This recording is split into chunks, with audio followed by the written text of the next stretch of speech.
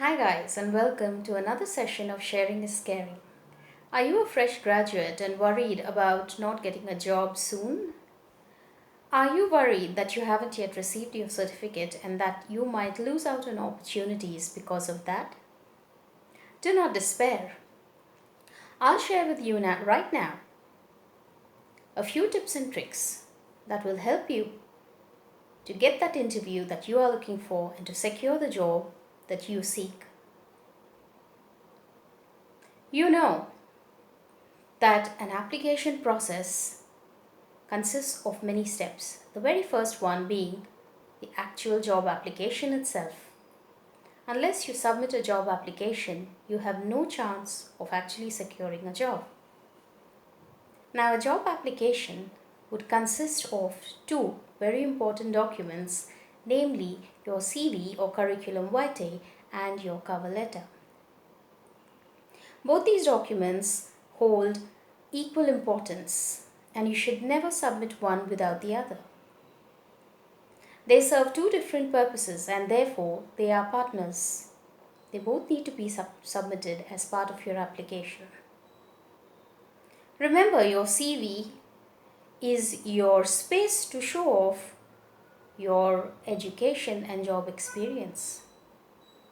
Your personal details provided in the CV help the recruiter to understand how they might contact you, what kind of age group you belong to, and whether you are appropriate with your educational qualifications to be taken to the next step of the application process. Remember to include personal details such as your name, your phone number, your email address, your house address. Secondly, include all educational qualifications that you may have secured right up to that point. Also, remember to include any job experience that you may have up to that point. Sometimes freshers are called freshers because they have nil job experience, and that should not be a problem. If you don't have it, don't include it. Don't put in fake information. Remember, all information will be verified by the recruiter, and therefore there is no place for lying on your CV. You may, however, include information such as languages known and other certifications that you may have secured alongside your degree. Lastly, do include names of references who might be able to push ahead your application up to the top of the pile.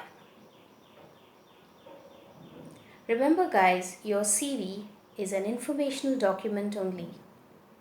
It is not a letter. Do not write it in a letter format. It is not a declaration. Do not make any declarations.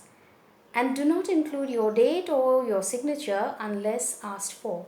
Some prescribed forms from companies may ask you to make declarations and include your signature and date. If that is the case, please do so. Otherwise, it is not required. Moving on to the cover letter. The cover letter is as important as your CV. The cover letter allows the recruiter to find out what is special about you and why you would be the perfect fit for this particular role or position. In order to convince the recruiter that you are the best person for this job, first of all, you need to let them know that you have read the job advertisement thoroughly. How can you do this? Include it in the first paragraph of your cover letter. Let them know where you have found out about this job, whether you found it online, on a job seeker's website, or you found it on social media such as Facebook or WhatsApp, or somebody that you know had told you about the job. But you need to let the recruiter know that you have details of the job, you have read them, and you are ready for what comes next. Next, that's right. Include highlights or achievements of your educational qualifications and your job experience. Including your highlights or achievements lets the recruiter know that you are a candidate who is a high achiever, who is able, has skills and capabilities, and which may be useful in the current position that has been advertised. As such, make sure they are relevant. Do not include achievements which are irrelevant. Usually, social achievements should only be included if you have no job experience. Social achievements and educational achievements can still work in your favor because they display your other abilities such as leadership and team management, as well as lets the recruiter know that even though you have not worked in a job, you are a people person and able to offer something extra to the company beyond just the skills required for the role. Finally, you need to move the recruiter to action. What action is that? Plead your case and ask for an interview. Mention that you need the interview in order to be able to let the recruiter know what else you have achieved, what other capabilities and abilities you possess, and to let them know what kind of presentation skills you can offer to the company in order to be a valuable asset once you are employed with them.